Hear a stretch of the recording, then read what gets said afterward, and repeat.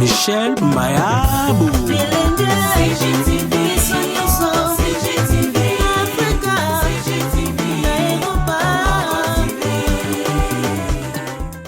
Madame, Monsieur, je suis très heureux de vous retrouver pour ce nouveau challenge sur Antenne A, à la chaîne de référence, ou pour ce nouveau programme Grands Enjeux, qui va essayer de vous aider à comprendre les enjeux auxquels nous, la RDC, en tant que nation, nous faisons face. Comment est-ce que nous pouvons, dans cette mer internationale, mener notre barque. Et régulièrement, nous allons recourir à des experts du domaine pour essayer d'amener à la portée de tout le monde, parfois, la connaissance qui est cachée. Alors, pour aujourd'hui, nous allons parler de la diplomatie, les enjeux stratégiques de la diplomatie congolaise au vu de l'évolution du monde actuel. Nous avons donc pour invité Henri Désiré Nzouzi, qui est producteur associé du journal télévisé diplomatique. Merci d'avoir accepté notre invitation. Merci, c'est un plaisir. C'est quoi déjà, brièvement, les journaux télévisés diplomatiques? Alors, c'est un programme qui est dédié aux acteurs de la vie internationale. Alors, par acteurs de la vie internationale, on entend bien évidemment les États, les gouvernements, les missions diplomatiques, les institutions financières internationales, les multinationales, les ONG et même, figurez-vous, les diasporas. L'idée, c'est de faire interagir ces différents acteurs qui sont actifs ici en RDC, que ce soit au niveau diplomatique, consulaire ou au niveau tout simplement économique, puisque c'est eux qui font bouger les lignes et de manière beaucoup plus générale, ce sont des structures qui, par leurs agissements, par leur comportement, impactent sur la marche du monde. Et donc il était important d'accueillir des représentants de ces différentes structures pour pouvoir s'enquérir de la situation dans le monde, mais en particulier en RDC, puisque l'objectif c'est de pouvoir identifier ces acteurs et de savoir ce qu'ils font dans notre cher et beau pays. Mais on sait que le monde diplomatique, c'est aussi le monde de la réserve, du silence. Comment vous parvenez à les faire parler?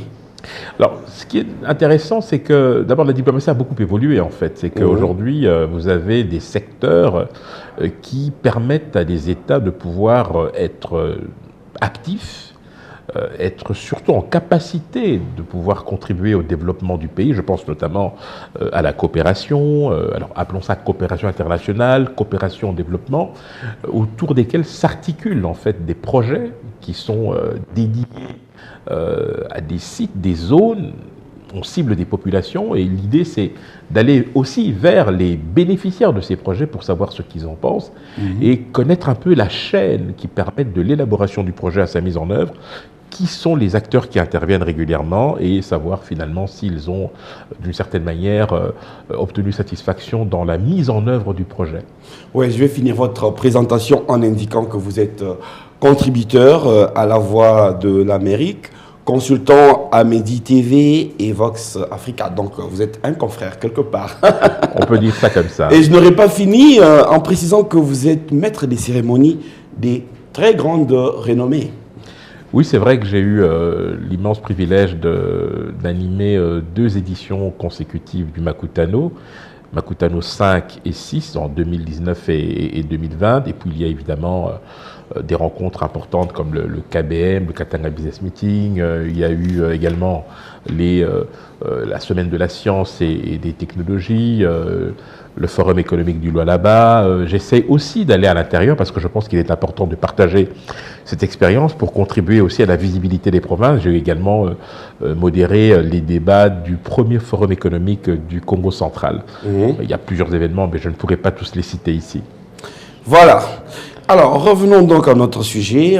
La diplomatie correspond à la mise en œuvre de la politique étrangère d'un État. La défense des intérêts nationaux constitue donc l'un de ses principaux objectifs selon l'une des définitions de ce domaine.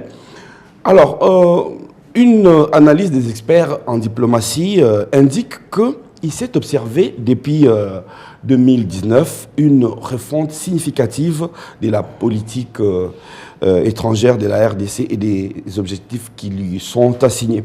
Cette redéfinition stratégique, marquée par un important activisme sur le plan international et continental, a permis à la RDC de briser l'isolement diplomatique auquel faisait face les pays depuis 2016 et de reprendre la coopération avec plusieurs partenaires importants et de redynamiser sa présence au sein des organisations internationales et des communautés économiques régionales.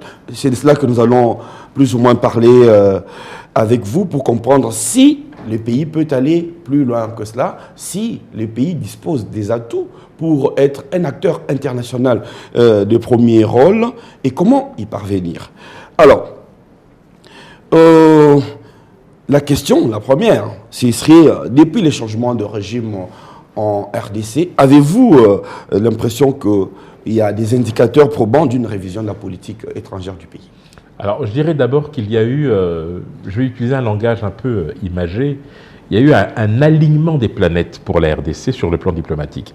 Lorsque Félix Antoine Tshisekedi Tshilombo accède à la magistrature suprême, le 24 janvier 2019, quelques mois après, il est accueilli par la communauté, notamment internationale, via notamment l'Union africaine, où il hérite déjà d'une des vice-présidences de l'organisation. Et sachant le fonctionnement de cette organisation, il n'y avait aucun doute, effectivement, que la RDC allait hériter de la présidence en exercice de l'Union africaine, ce qui s'est fait en 2021. Tout le monde se souvient que le 5 février 2021, la RDC a dirigé l'Union africaine, et ce jusqu'au mois de février de cette année. Il y avait donc une opportunité.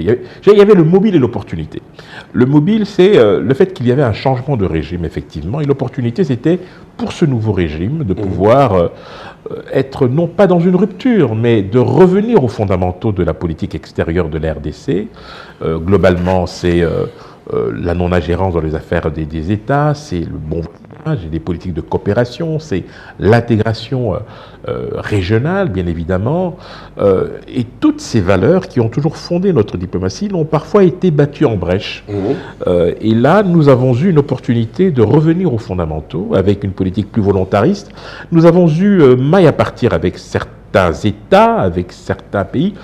La visite royale, notamment, était une manière de normaliser nos relations avec la Belgique, étant donné que les dernières années qui ont précédé la fin du régime précédent ont été principalement marquées par, disons, un refroidissement des relations. Et d'ailleurs, je vous informe qu'il a fallu attendre presque 5 ans pour que la RDC ait un nouvel ambassadeur à Bruxelles. Donc, véritablement, une opportunité de revenir sur le devant de la scène et d'utiliser toutes ces tribunes, tous ces cénacles pour porter haut et fort la voix de la RDC. Je parlais de l'alignement des planètes parce qu'en fait, à quoi avons-nous assisté?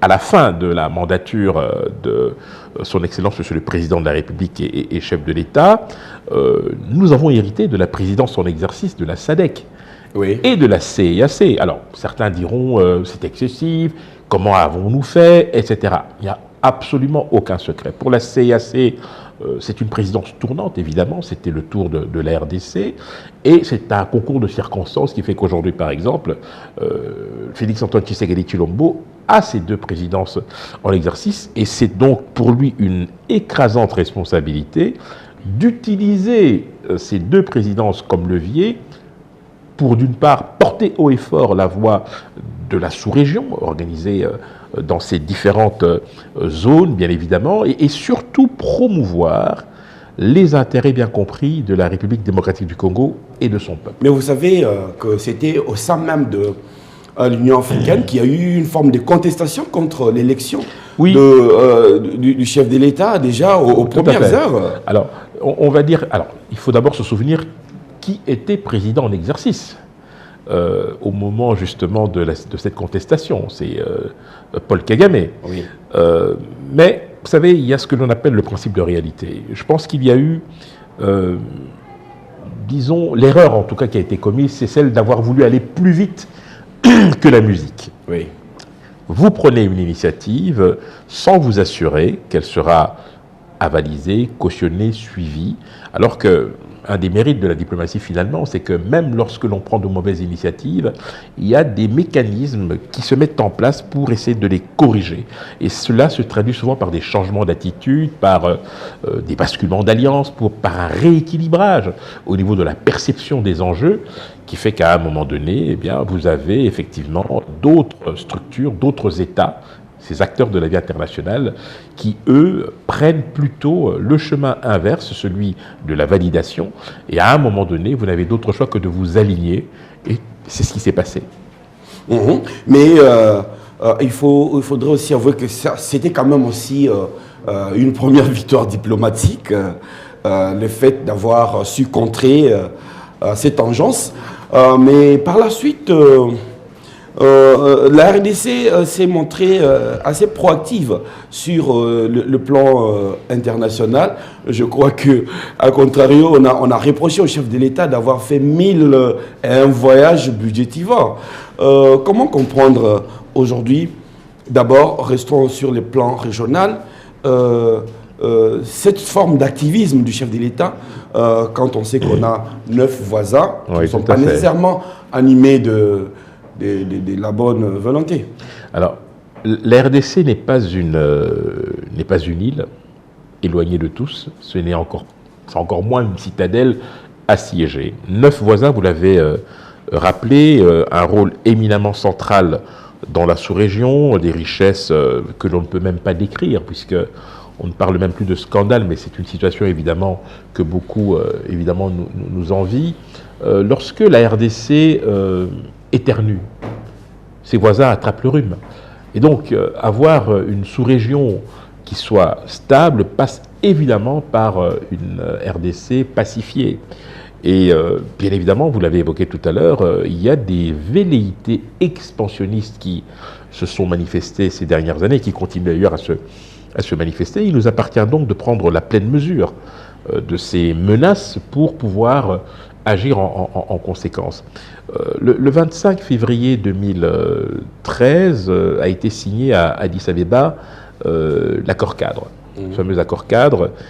Nous sommes en plein activisme du M23 et les 11 pays de la CIRGL, dont fait partie la RDC, prennent conscience de la nécessité de mutualiser leurs efforts, même si certains ont toujours agi avec des arrière-pensées, mais la nécessité de mutualiser leurs efforts pour sécuriser la sous-région.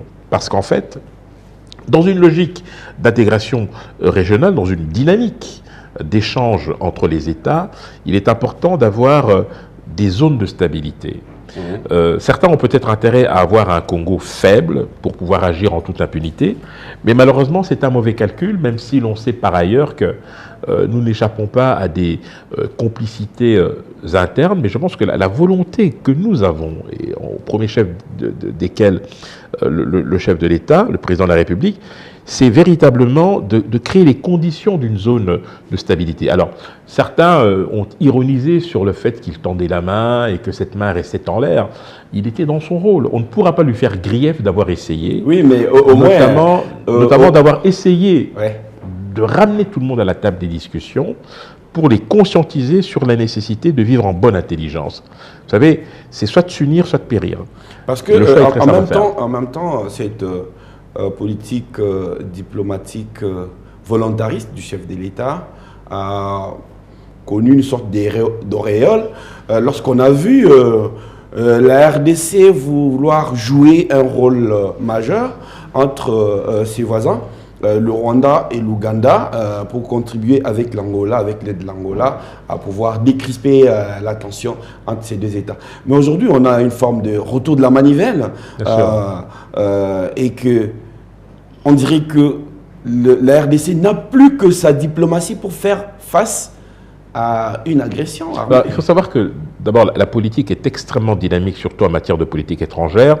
Les enjeux changent en permanence de dimension, c'est-à-dire que ce qui était valable il y a 6 mois ne l'est plus aujourd'hui. On avait effectivement Kampala et Kigali, je rappelle quand même, 2 armées qui se sont tirées dessus à Kisangani en l'an 2000, tout le monde s'en souvient, 2 pays qui se sont regardés en chiens de faïence pendant plusieurs années, qui ne se parlaient même plus et qui, petit à petit, ont repris ensemble la voie de la réconciliation, au détriment peut-être de la RDC. Mais je vous donne un autre exemple très très simple.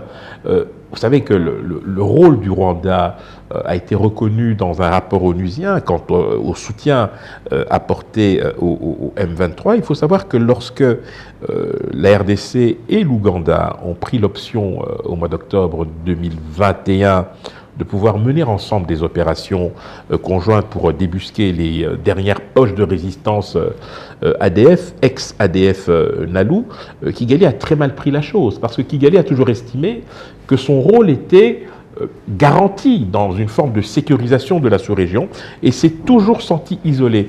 Et vous remarquerez que chaque fois que Kigali s'est senti isolé ou marginalisé par une démarche collective au niveau de la sous-région, elle a toujours utilisé comme variable d'ajustement certains groupes armés qui lui étaient éventuellement acquis ou qui pouvaient lui servir de moyen de pression. Et c'est ce que l'on a vu ces dernières années. Ça commence avec le CNDP de Kunda, le M23, en passant par les Jules Mouteboussi, etc. Donc, les choses évoluent. Et on peut effectivement s'étonner que, malgré cette main tendue, eh bien, on ait été poignardé dans le dos. Mais j'allais dire, c'est de bonne guerre. Les États n'ont que des intérêts. Si aujourd'hui Kigali estime qu'il est dans son intérêt de se rapprocher de Kampala au détriment de Kinshasa, c'est son droit le plus strict. Mais alors, oui, bien sûr. Pour revenir au deuxième aspect de ma question, oui. Comme on dit, la diplomatie est une autre façon de faire la guerre lorsque la guerre s'arrête.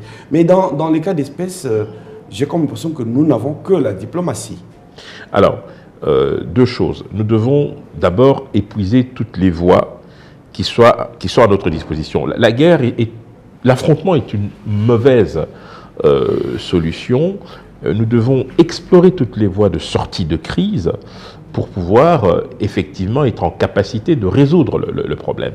Je rappelle qu'il y a à l'heure actuelle deux processus qui sont concomitants. Vous avez le processus de Luanda avec cette feuille de route qui doit encore être bien précisé, et vous avez le processus de Nairobi. Je rappelle que Nairobi a abrité en décembre 2013 les fameuses déclarations de Nairobi entre le M23 et la RDC, d'ailleurs les déclarations dont se sert aujourd'hui le M23 pour justifier son activisme, au motif que nous n'aurions pas respecté notre parole. Toute l'idée aujourd'hui consiste à faire en sorte que ces deux processus puissent converger. Alors, vous avez une initiative parallèle qui est la brigade d'intervention des États d'Afrique de l'Est qui ont commencé à se déployer. Le Burundi est le premier pays à avoir dépêché des troupes. Et vous savez, il y a une notion que l'on appelle fight and talk en anglais, c'est-à-dire que combattre vous pouvez négocier, etc. Parce que lorsque les positions changent sur le terrain, ça modifie le rapport de force, forcément.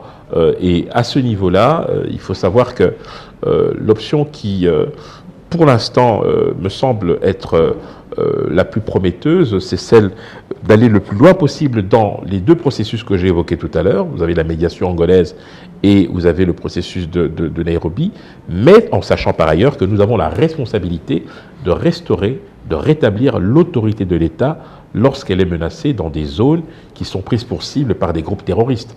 Et ça, c'est non négociable, évidemment. On ne fera jamais grief à la RDC de faire la guerre contre des groupes terroristes parce qu'il y va de sa sécurité et c'est quelque chose qui relève de sa souveraineté.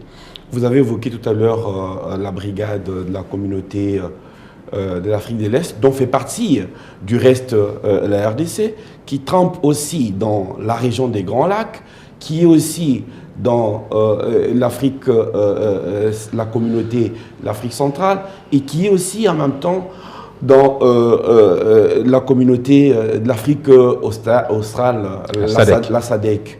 Est-ce que la RDC est-elle toujours la fameuse gâchette de l'Afrique dont parlait France Fanon?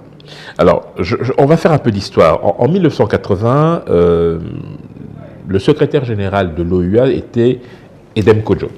Et sous son impulsion sera adopté le fameux plan d'action de Lagos. Ce plan, très ambitieux, ça fait 42 ans, n'a jamais été mis en œuvre, je vous rassure tout de suite. Mais que prévoyait ce plan? Il prévoyait simplement un morcellement de l'Afrique en 5 zones, en 5 pôles de développement économique, avec à chaque fois à sa tête une locomotive. à l'époque déjà, le Zaïre était considéré comme la locomotive de l'Afrique centrale. Vous aviez l'Afrique du Sud en Afrique australe, vous aviez le Nigeria en Afrique de l'Ouest, le Kenya en Afrique de l'Est, et si je ne m'abuse, l'Algérie ou l'Égypte au niveau de l'Afrique du Nord. L'idée, c'était de faire en sorte que se développent des zones économiques viables. Certaines avaient déjà pris un peu d'avance, avec notamment la libre circulation des biens et des personnes. L'idée, c'était véritablement de pouvoir créer ces zones et ensuite de les interconnecter. Ce qu'on essaye de faire en fait avec la ZLECAf, en réalité, depuis le 1er janvier 2022, cette ZLECAf est entrée en œuvre, même s'il n'y a que 36 ou 37 pays sur les 54 ou 55, c'est selon, qui ont ratifié. Et donc, la RDC, fort de ces différents échecs d'initiatives, de tentatives justement de créer des zones viables, s'était déjà lancé dès 1976 avec la Communauté économique des pays des Grands Lacs, la CEPGL, où le rôle du Zaïre de l'époque était bien évidemment reconnu. Et vous aviez des pays comme l'Ouganda, le Rwanda, le Burundi, qui étaient, on va dire, un peu à la remorque et qui bénéficient d'un leadership éclairé de l'époque. Ensuite, vous avez d'autres zones qui ont vu le jour progressivement, vous l'avez évoqué, la SADC, vous avez le COMESA, vous avez le CENSAD, la CIAC, bien évidemment. Et le fait que le pays adhère à ces différentes organisations n'est pas un problème en soi. Ce qu'il faut, c'est avoir de la lisibilité par rapport aux objectifs qui sont poursuivis. C'est un peu comme quand vous ouvrez plusieurs ambassades. Vous avez des pays où vous n'avez pas forcément intérêt à ouvrir une ambassade parce que vous n'avez aucun échange particulier et vous avez ce que l'on appelle une, comment dirais-je, une juridiction en fait supplémentaire, extension de juridiction. Je prends un bête exemple, c'est comme si vous aviez un ambassadeur à Lisbonne, mais qui a juridiction sur Madrid. Donc vous n'allez pas envoyer 2 ambassadeurs à ce niveau-là. Mais ici, il s'agit de garantir une présence en veillant, et c'est peut-être ça notre péché, je dirais, originel, c'est d'avoir voulu adhérer à toutes ces organisations sans forcément se donner les moyens d'y peser. Et qu'est-ce que j'entends par peser? C'est d'abord être à jour de ses cotisations, parce que quand vous n'êtes pas à jour de vos cotisations, il y a deux conséquences, pas de vote, pas de prise de parole. Donc ça nous affaiblit bien évidemment. Et vous parlez de dynamique, moi je parlais d'alignement des planètes, c'est qu'effectivement maintenant la RDC est entendue dans ces différents cénacles, parfois où elle n'avait pas l'opportunité de le faire. Il y a un dernier élément qui me paraît important, c'est que nous avons la possibilité d'y être représentés par des fonctionnaires internationaux qui nous représentent et qui font partie, je dirais, de ces équipes-là. Et ça permet aussi à l'RDC d'avoir un instrument d'influence dans sa politique extérieure. Alors, une dernière petite chose pour peut-être fixer les idées pour ceux qui nous suivent. Les images que nous voyons très souvent sont parfois trompeuses, en fait. Parce qu'en réalité, les grandes décisions ou les arrangements ou les consensus les plus importants se font souvent loin des caméras. Vous avez cette diplomatie qui est très agissante. Vous parliez du culte du secret, de la discrétion, de la réserve, effectivement. Et c'est cette diplomatie-là, en fait, qui moi, m'intéresse, puisque c'est elle qui fait avancer les choses, qui fait bouger les lignes et qui, au final, permet à la RDC de disposer véritablement d'un instrument d'influence qui lui permet à la fois de faire prévaloir ses intérêts les plus vitaux, mais surtout de se poser en interlocuteur incontournable sur la scène africaine et sous-régionale. Oui, on l'espère en tout cas, parce que, bon, c'est vrai, il y a cet activisme, mais bon, il reste quand même que les pays puissent réellement occuper aussi des postes décisionnels dans toute cette machinerie diplomatique africaine. C'est aussi un défi. Ça a été le cas dans le passé, on le sait. Nunda Bouloua à la CIAC, Zaidi Ngoma à l'UNESCO, nous avions Feu Gérard Kamanda qui était secrétaire général de l'OUA.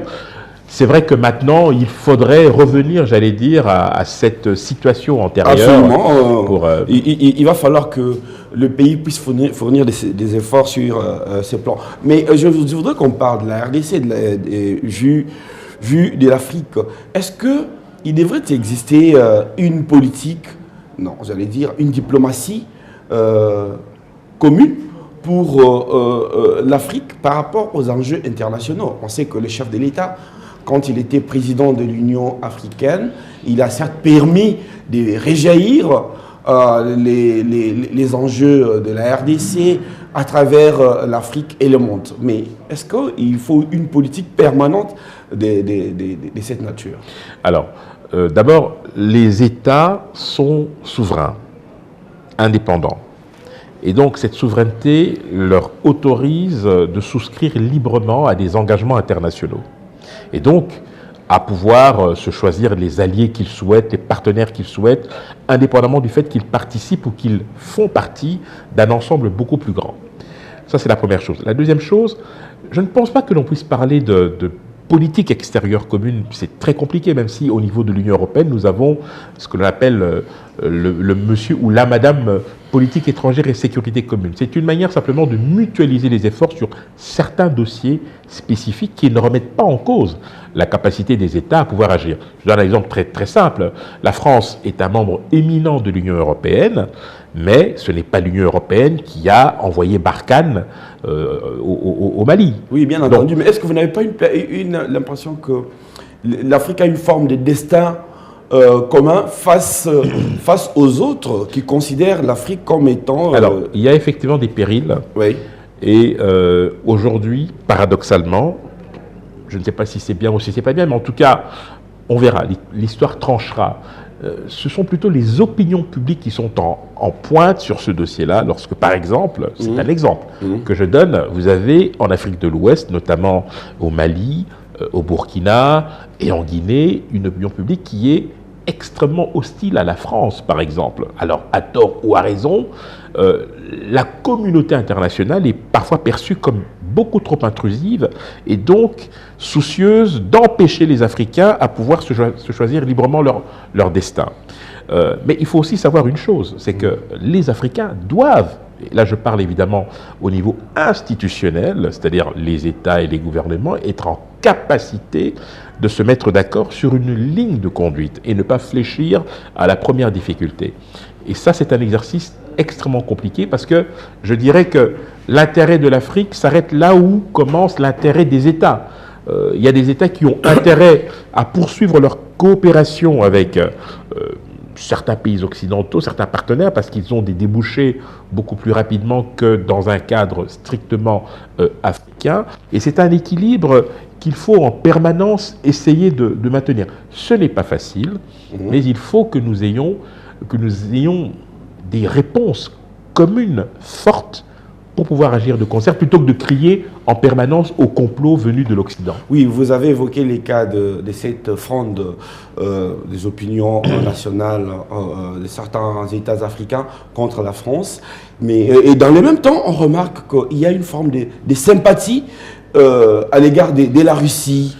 Et parfois, la Chine qui est un peu proactive aussi en Afrique, visiblement, les destins de pas mal de nations, que ce soit occidentales ou bien même au Moyen-Orient, est bien projeté en Afrique. Il va falloir que les Africains puissent aussi comprendre cela. Mais ma question, c'était, on a l'impression qu'il y a une échelle des valeurs différentes dans la manière de faire des Occidentaux. Là, je vois l'Europe et les Amériques, beaucoup plus l'Amérique du Nord, et une échelle des valeurs différentes avec ce qui se fait, par exemple, en Chine, en Russie, en Inde, les rapports qu'eux, ils ont avec les États africains. Oui, la différence, elle est essentielle, elle est fondamentale. Les Occidentaux misent beaucoup plus sur les valeurs, sur les principes, et donc sur des conditionnalités. Et là où les pays africains se sentent un peu agressés, c'est lorsque, à travers ces conditionnalités, à travers ces principes, on remet inconsciemment en cause leur capacité de jugement et leur indépendance. Et ça, c'est insupportable. Aujourd'hui, vous avez des acteurs émergents, la Russie, la Chine, la Turquie, l'Inde et le Japon, qui, eux, dans la pratique, en fait, s'abstiennent de s'ingérer dans les affaires intérieures des États africains, ce qui n'est pas du tout le cas des pays occidentaux, qui ne le font pas toujours de gaieté de cœur, puisqu'il faut quand même reconnaître aussi que sur le continent, nous avons eu des expériences diverses et variées en matière de démocratie, et qui n'ont pas toujours été couronnées de succès. Or, nous avons, excusez-moi, une majorité de pays africains qui dépendent encore de l'aide extérieure, ou de financement extérieur, et l'accès, ou en tout cas l'éligibilité à ces aides passe souvent par des conditions qui sont notamment le respect des normes démocratiques, les droits de l'homme, la justice, la bonne gouvernance, qui sont en fait des indicateurs qui aujourd'hui font partie du patrimoine universel. Aujourd'hui, on ne peut pas concevoir de s'asseoir à la même table que quelqu'un qui égorge des enfants le matin et qui vient le soir prendre le thé tranquillement avec vous. Il faut qu'il y ait ce qu'on appelle des normes impératives, une échelle des valeurs sur laquelle tout le monde se met d'accord. Si vous êtes d'accord pour avancer dans telle direction pour promouvoir la paix, la sécurité, le développement et la démocratie, alors vous devez atteindre certains objectifs. C'est pour ça que nous avons par exemple plusieurs indicateurs. Vous avez l'indice Mo Ibrahim qui mesure la bonne gouvernance. Vous avez l'indice de développement humain qui vient d'ailleurs d'être supprimé, qui est issu du PNUD. Vous avez aussi le Doing Business. C'est plutôt le Doing Business qui est supprimé parce qu'il y a effectivement des indicateurs, des conditionnalités. Mais est-ce que c'est pas des indicateurs basés sur des valeurs occidentales qui ne, en fait, parfois ne correspondent pas à ce que veulent... le Doing Business, par exemple, effectivement, une des raisons justement de sa suppression, je rappelle que c'est la Banque mondiale qui est à l'origine, c'est qu'effectivement, il y avait des conditionnalités qui étaient beaucoup trop orientées et qui excluaient d'une certaine manière ou marginalisaient certains États qui n'avaient aucune chance d'être dans les bons critères. Et c'est une critique. Mais l'indice de développement humain s'appuie sur des choses observables. C'est par exemple l'état des infrastructures, le niveau d'éducation, c'est l'accès à l'Internet, l'accès aux besoins de base comme l'eau et l'électricité. Et là, effectivement, vous avez effectivement des pays qui, malheureusement, occupent le bas du classement parce qu'il n'y a pas eu de politique volontariste pour changer les choses. Et comme les classements se font chaque année, on peut observer, et c'est tant mieux, d'une année à l'autre, des évolutions très intéressantes qui permettent à des pays de sortir du bas du classement pour se retrouver à des niveaux beaucoup plus respectables. Alors, aujourd'hui, on est en train d'assister sur la scène internationale à une guerre médiatisée. On l'a vu comme une série avec des épisodes. C'est la guerre en Russie. Malheureusement, elle fait des victimes réelles. C'est pas comme au cinéma. Alors, est-ce que cette guerre est-elle en train de refonder les relations internationales? Alors, vous faites évidemment allusion à la guerre en Ukraine. Je parle de la guerre en Ukraine, voilà. Désolé. Autant pour moi. Alors, vous savez, dans les relations internationales, vous pouvez réfléchir de deux manières. Soit vous réfléchissez en termes de limites territoriales, c'est-à-dire les frontières entre les États, ou alors, et c'est la voie que Vladimir Poutine a suivie, il a préféré réfléchir en zone d'influence. Quand vous réfléchissez en zone d'influence, ce que vous voyez d'abord, ce sont vos intérêts vitaux et votre capacité à les préserver. Et donc, si vous estimez que dans votre zone d'influence, il y a des États qui peuvent, à un moment donné, contrarier vos intérêts, vous êtes obligé d'agir. C'est ce qui s'est passé en 2014 avec la Crimée. Donc la Russie, en fait, je dirais, en tout cas Poutine a mûrement réfléchi quand il a décidé d'envahir l'Ukraine à ce niveau-là. Et donc, forcément, vous avez un tabou qui a été levé, un verrou qui a sauté. Quand vous regardez les scènes aujourd'hui de guerre, ce sont des images, les dernières images qu'on a vues en Europe de cette nature remontent au siège de Sarajevo, par exemple, et puis un peu plus loin, durant la Seconde Guerre mondiale. Donc, on est effectivement stupéfait.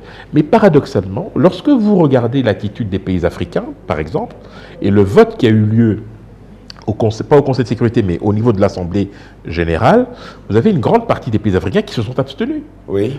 Ou qui ont voté, mais du bout des lèvres. Oui. En réalité, c'est parce que le conflit leur paraît tellement lointain et que c'est une réalité à laquelle certains pays sont confrontés. Mais il y a une deuxième raison. Sans oublier qu'il y a quand même pas mal. Il y a une deuxième raison, c'est Oui. que, effectivement, aujourd'hui, je l'ai dit tout à l'heure, vous avez des puissances émergentes qui offrent une alternative au modèle occidental.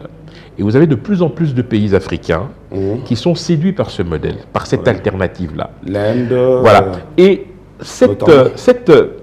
disons, réceptivité par rapport à cette alternative fait parfois l'impasse sur des abus ou des excès.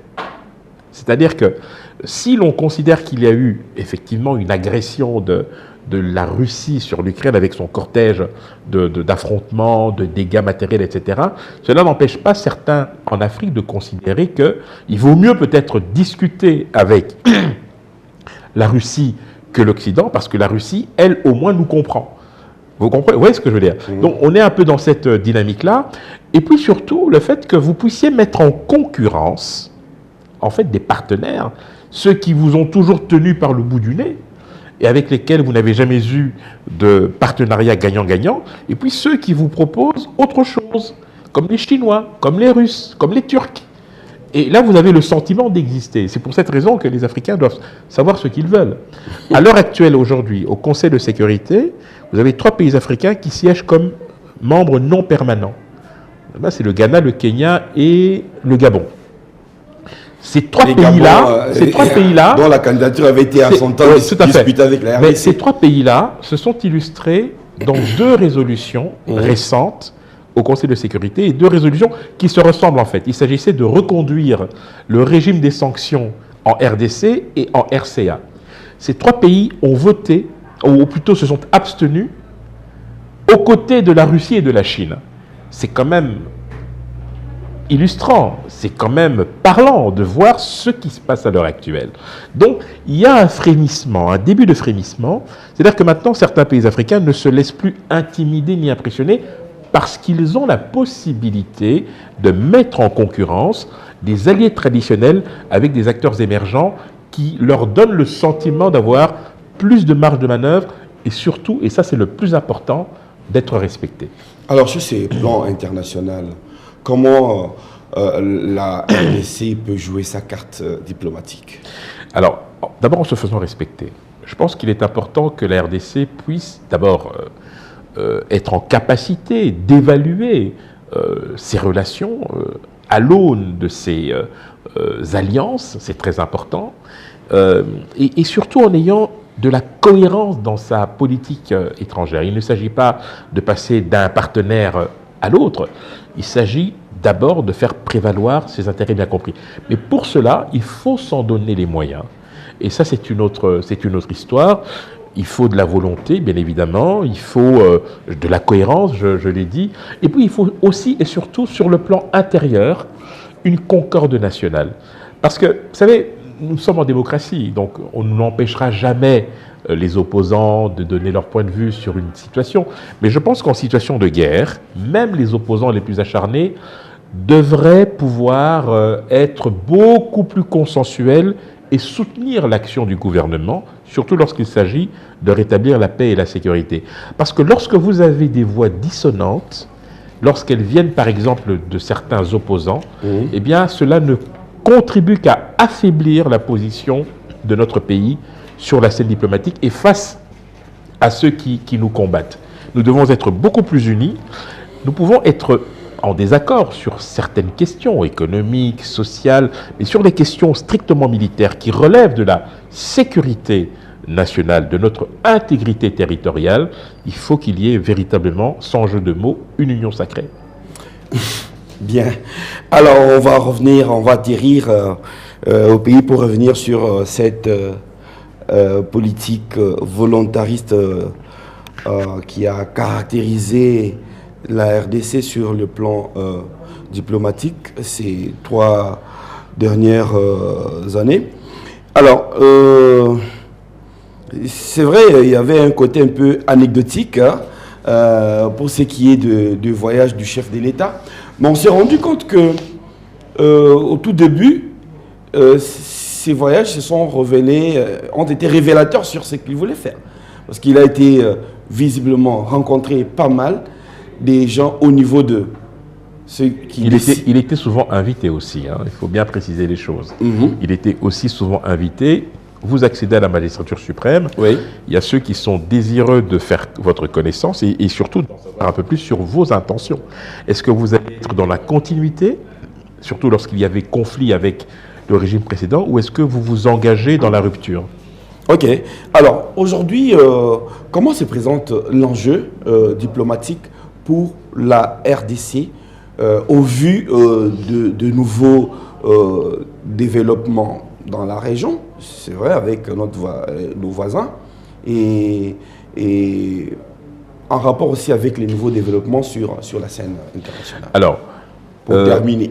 Il ne vous aura pas échappé que lors de la COP26 à Glasgow, en Écosse, l'année passée, le chef de l'État a positionné la RDC comme pays solution.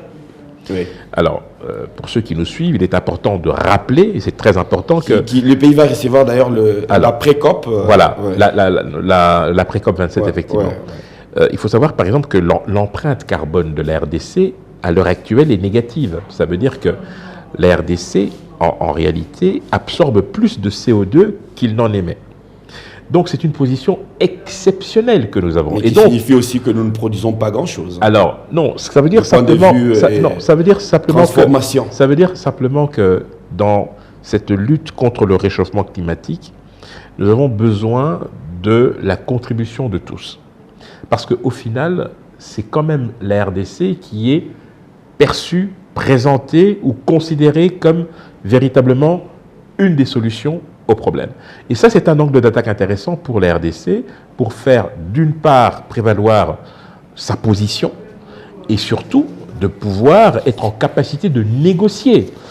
Aujourd'hui, on sait que les trois grandes zones, que sont l'Amazonie et au niveau de l'Indonésie, Bornéo et la RDC, peuvent effectivement se mettre ensemble pour, un peu à l'image de l'OPEP, hein, les producteurs de pétrole, etc. Mais là, nous aurions effectivement les trois plus gros réservoirs dans le monde en termes de CO2 qui se mettraient ensemble pour pouvoir être en capacité d'agir pour non pas faire plier le monde, mais plutôt leur rappeler que les positions respectives de ces pays nécessitent une application de tous. Et donc ça, c'est un angle d'attaque assez intéressant.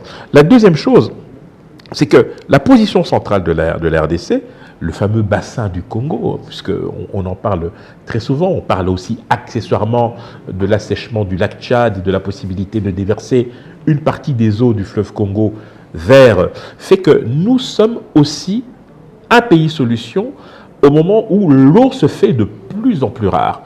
Et la RDC ne doit pas hésiter. Le combat de l'eau a déjà commencé en Afrique, en Éthiopie. Il a commencé effectivement, oui, parce que quand vous êtes à la tête de richesses aussi importantes, naturelles, ressources à ce niveau-là, vous devez être en capacité de pouvoir non seulement les mettre en valeur, mais surtout attirer l'attention du monde sur le fait qu'il ne tient qu'à vous de pouvoir nous aider à les mettre en valeur, parce qu'effectivement, tant qu'il y aura des pillages, tant que nous n'aurons pas la possibilité de contrôler l'exploitation de ces différentes ressources, c'est vous qui serez perdants, même si au final, effectivement, ce sont les populations congolaises qui vont trinquer. Nous pouvons mettre en avant ce potentiel, cette capacité que nous avons, avec évidemment des sujets sur lesquels nous sommes sûrs d'être en position de force.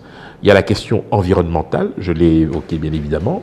Il y a la question sécuritaire, avec 9 voisins, cela nécessite effectivement des responsabilités. Dites-vous bien que sur les 9 voisins, il y en a au moins 5 ou 6 qui veulent vivre en bonne intelligence avec la RDC. Et il n'est pas hasardeux de constater que le problème vient toujours du même côté de notre territoire, parce qu'il y a ce que l'on appelle des velléités expansionnistes. Vous comprenez? Et des tentations hégémoniques contre lesquelles nous devons impérativement lutter. C'est pour cette raison que j'en appelle, sur ce type de questions notamment, à une plus grande solidarité nationale, selon que vous soyez dans l'opposition ou au pouvoir. Je vous remercie, Henri Désiré Zouzi. Tout le plaisir était pour moi. Madame, Monsieur, merci de l'attention que vous nous avez accordée à ces tout premiers numéros de Grands Enjeux qui a essayé de revenir sur les enjeux stratégiques de la diplomatie au vu de l'évolution.